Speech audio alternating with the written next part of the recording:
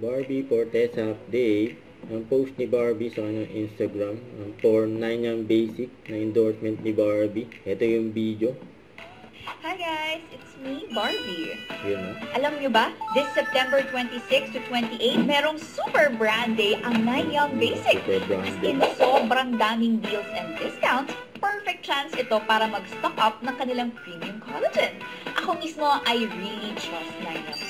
Kasi hindi lang siya basta-basta collagen eh. It's packed with premium French, Korean, imported collagen protein that helps keep my skin glowing, youthful, and healthy. Plus, nakaka-boost din siya ng confidence and energy every day. Kaya ikaw, kung gusto mo rin ma-achieve ang best version of yourself, don't miss this once-a-year big event. Save the date, September 26 to 28, and make sure to follow 9 Young Basic para updated ka. Yun, no? 9 yung basic with Barbie.